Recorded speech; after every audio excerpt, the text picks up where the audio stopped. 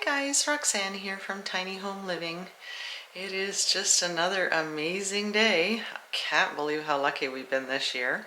I'm in my beautiful tiny house. I just noticed that Chris got some of the trim done. I was helping him rip it, and I'm just trying to think. Right there.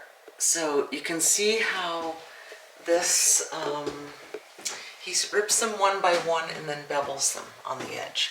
So you can see how it finishes off that so nicely. So all of this, and of course this, will be the same. And you can see how, especially once that's sprayed, it'll cover all these gaps. And again, over here, there was more of a gap. So all of this will get covered. And this one goes from big to quite small and then bigger again down at the other end. So if you look at this side, and then you look at that side, you can't see that big ugly crack. So isn't that awesome? Anyway, I just wanted to start today's video, and I'm going to look at my beautiful tiles again because I'm so excited. But before I do that, I just want to ask you to like and subscribe, hit that notification bell, and share this video with your family and friends. Getting to the really fun part now. I've waited so long for this and I'm so excited. And let's go have a look at those tiles again. So I had to come out and look at my beautiful tiles again this morning. This is the pink color I ended up getting. I had decided on the darker one, but when I was in the store with the lighting, it actually looked brown. I thought this one looked too orange before. But you can see, if I go really close to these tiles, they are just full of color. And I have been collecting Le Creuset cookware to use on my wood stove forever. And I have a purple one, I have yellow, I have greens, I have red, I have pink. This looks pink over here. Darker blues, like royal blues. I need a turquoise one. Need being the operative word. And then the laminate countertop almost matches this. It almost looks like it was made for this here. And I can't believe I actually had the laminate in an old box of samples, and I thought, that might look good with that sample I had. So I went digging for it, and it looks like it was actually made for this. So there's the laminate. Now I don't know if you could ever find something as close as that for a match. You know, it sort of goes with this part, but it also goes with this part. So that's the laminate I'm using on the countertop. And I'm going to use the gray stain that I used on the wood on the edge from the last reno, last couple. Actually, it's the same as the stain on the edge of the tiny house. So this is why I chose this tile. It's going to go on the wall. I'm using the plain gray ones behind the wood stove because it's a shame to cover these up. So I'm using the plain ones behind the wood stove and on the floor, and of course up the side wall. And then from where the top of the stove is up, I'm doing, I think, 3 or 4 rows of these colored ones. So it's going to make this wall a real feature. And then I'm going to get Chris to build a shelf or something out of conduit, paint it black, and use it as a rack for the cast iron. I have to keep stopping the camera because I keep sneezing. So there you go. Now that's with just without the sun pouring in. So that's the paint color that's going to go up by the ceiling, over the door, and down this wall, because everything else is pretty much covered. There really isn't that much wall space. And then of course the wall down there I think I will do too. And I'm still not sure if I'll do this wall in the red. Just not sure. I think I'll get those ones done, see if it's too much red. And if I still really like it, you know, that's going to be covered with cabinets. This is covered with cabinets, so it's this area here. And I just had another, what I consider a genius idea. I had priced out putting in matching pantries right here where the wood stove was gonna go, because I've got four 4-foot bookshelves, and they're all solid wood, which is pretty hard to find these days. Everything's particle board. So I wanted to put 2 pantry cabinets there, the shallow ones, of course, and it was just going to add too much to the cabinet cost. So then I got thinking, because of the living room, I want to put a dining room table in there now, and make a little dining area by the window. There isn't enough room for all 4 of these bookshelves. And Chris has got 2 of them in his storage sea container, and he's like, get rid of these. I got them for a really good price. They're all solid wood. I don't want to get rid of them. They've got adjustable shelves too. So what I'm thinking I might do is get Chris to spray them. The dark wood, which I don't want in here. Get him to prime them, spray them, and paint them white. And then I might even, they've got the holes drilled in the sides, you know, for the adjustable shelves. I'm thinking I might be able to put 2 24-inch pantry doors on them. That would be ideal if I could get the hinges and put the pantry doors to match the cabinets on those bookshelves. So that's, I mean, even if I had to leave them open, it would be okay as long as I get them painted white, because I don't want the ugly dark wood in here. I just find keeping everything light just makes it so much brighter. I'll leave the 2 that are going to go in the living room dark wood. You know, I'm not crazy about it, but I'll leave them dark wood. But the ones in the kitchen would have to be painted. But that might give me another 8 feet of storage space in here, and use up this area that was going to be where the wood stove was going to go. And then I'll still have, so I'll have 8 feet of cabinet. I've got almost 8 feet of cabinets, the shallow drawers down there, shallow cabinets up there, and then if I had 8 feet of the bookshelves here, and then I've still got room for coat hooks and shoe racks here. So, you know, I think it's a really good use of a really tiny space. I mean, this really is a huge kitchen compared to the first tiny house, because of course I've got 2 sea containers that I'm using here. 520 square feet, holy moly. I see some shows. There's one show we watch and they're building a so-called tiny house. It's like 1,000 square feet on the main level. Now they've added on about another 300 square feet on the side, and then it's got an upstairs with 2 bedrooms. That is not a tiny house. Don't be ridiculous. Anyway, I'll try not to denigrate and, you know, be too negative, sarcastic. But that is not a tiny house. Technically, a tiny house is considered 400 square feet and under. This is 520, so really, this is getting, you know, bigger than what you would consider a tiny house. So, but the main thing for us is making it off-grid and extremely efficient. That's our main goal. And like I said, even with the first tiny house, you have everything you need in there to live. You really do. So I'm really pleased with the design. There really isn't anything I would change on that first one.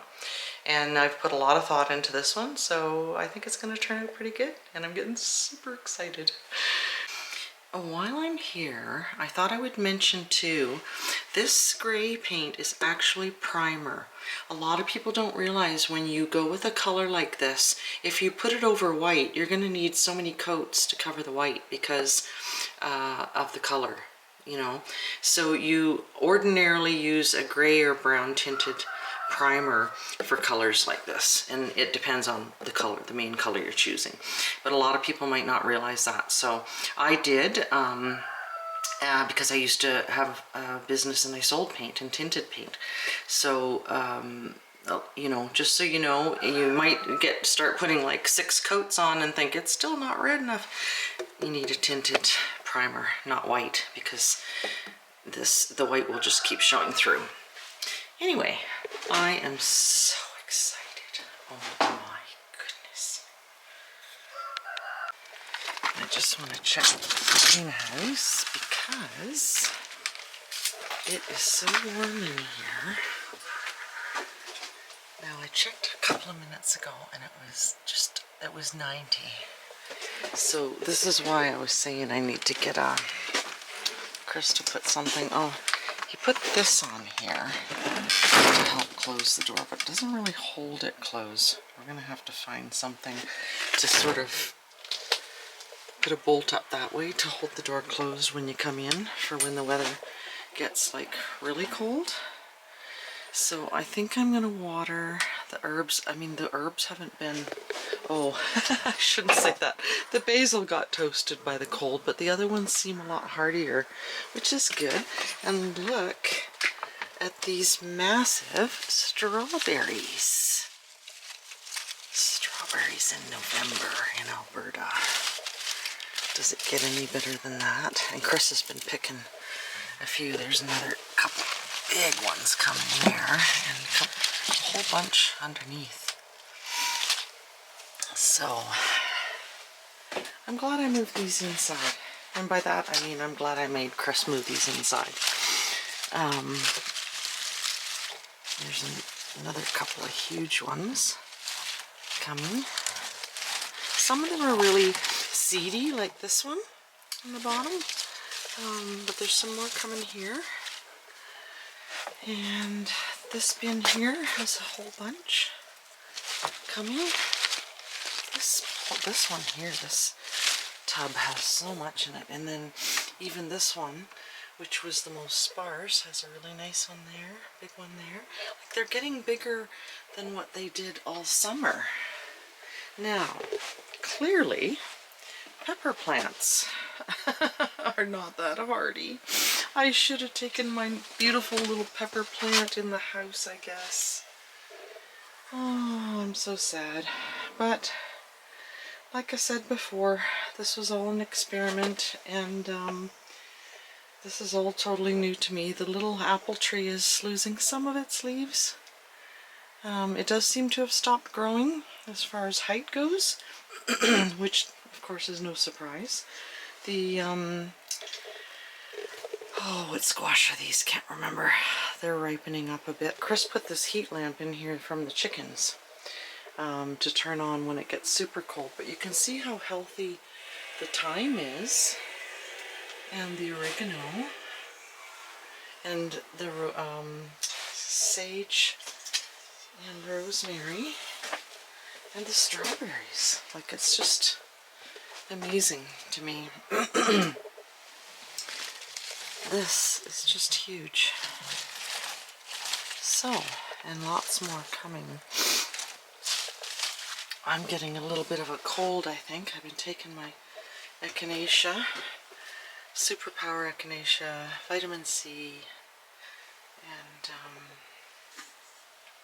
zinc to try and get, I'm gonna have to find my neocitrin too. I usually take that at night. So all in all, some of this is coming down a bit because of the condensation, but this has worked pretty good so far. We didn't get this door done, and I want to get something. Chris, I think, is going to put another piece of rubber along here because of the gap up there. And that's why we put that 2x4 on the outside to press the doors closed too, so it's just that little tiny gap there.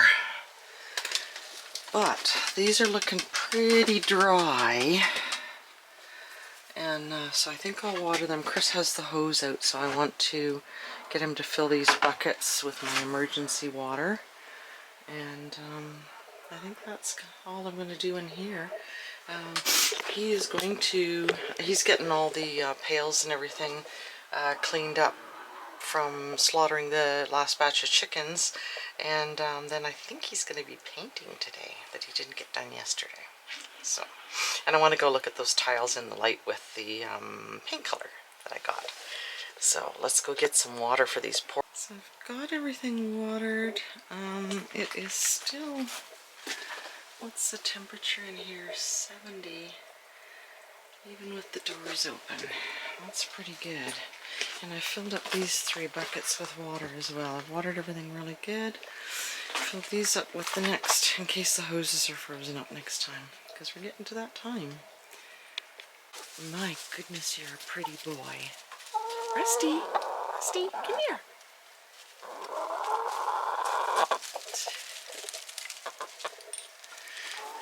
The little white one's over there behind the other one's with her too. I call her Little Chicken.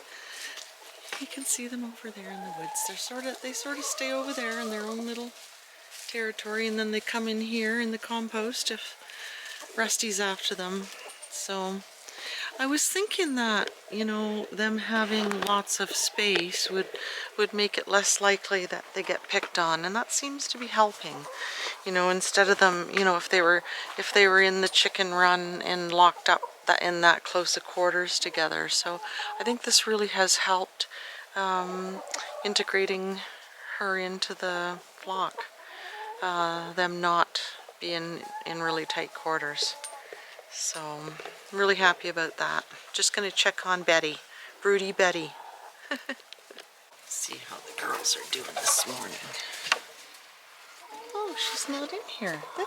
Are you Betty? I'm not sure. Look at all these eggs are in one. This can't be possible. They all laid in one nesting box? Are you Betty? I'm not even sure. No. That's what you get for buying all chickens all the same color. So this is what, 2, 4, 6, 8, 10, 11. They didn't lay them all in one box.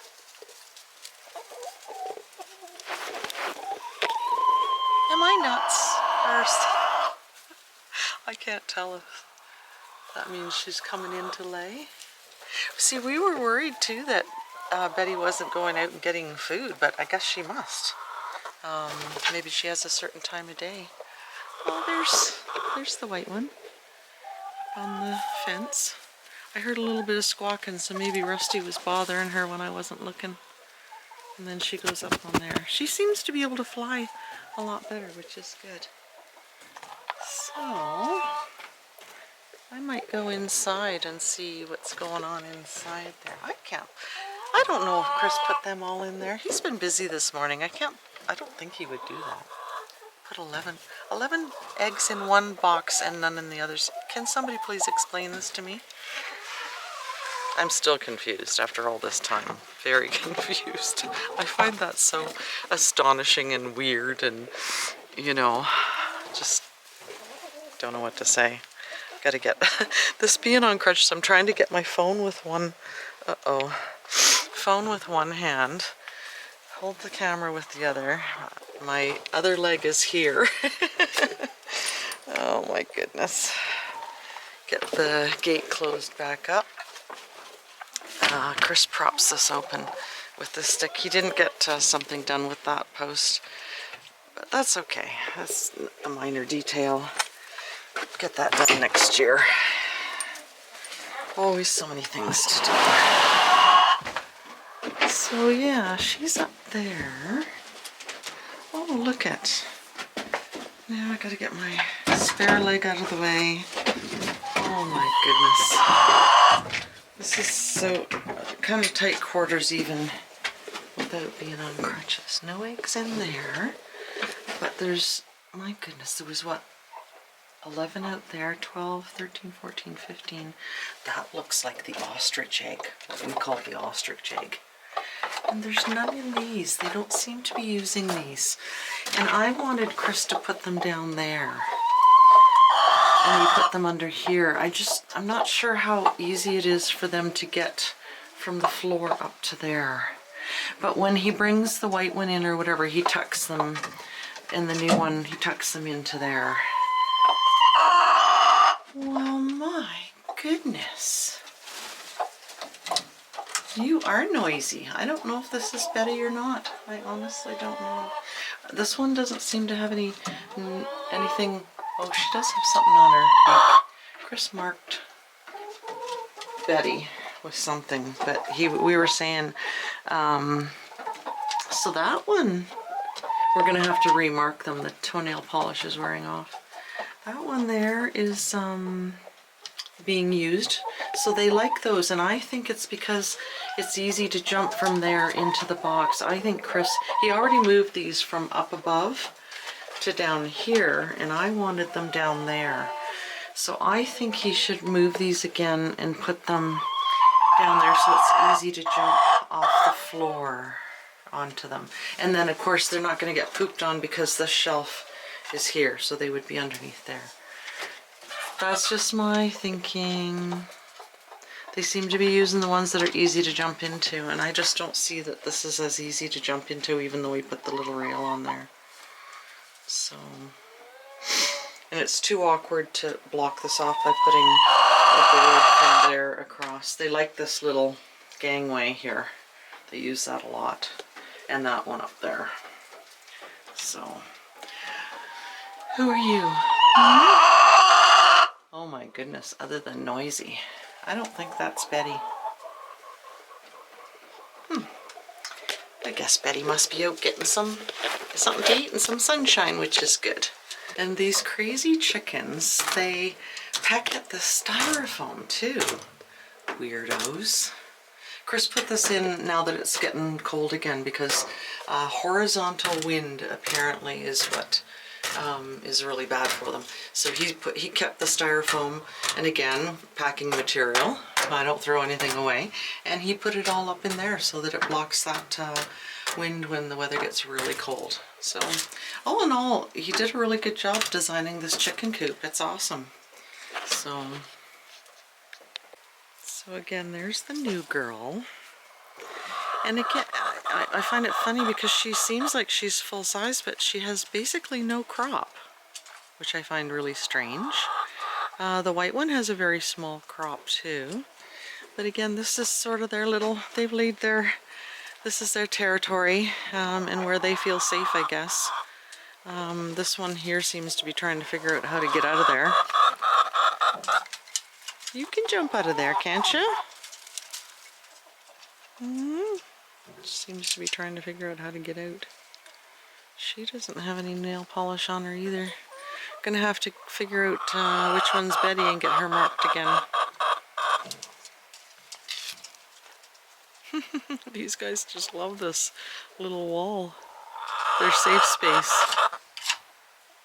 Yeah, it's your safe space, isn't it, chicken? Or should I say, little chicken and WP. Oh, there you go. That wasn't so difficult. You're just making a bunch of noise over nothing, aren't ya? See, this little one has some black feathers on her neck, like the white ones that had black feathers on the neck. Well, like that white one. So it's a little bit different, which is nice because you can tell her apart from the others. But yeah, hardly any crop. Don't know about that. Anybody can inform me with that, that would be greatly appreciated too.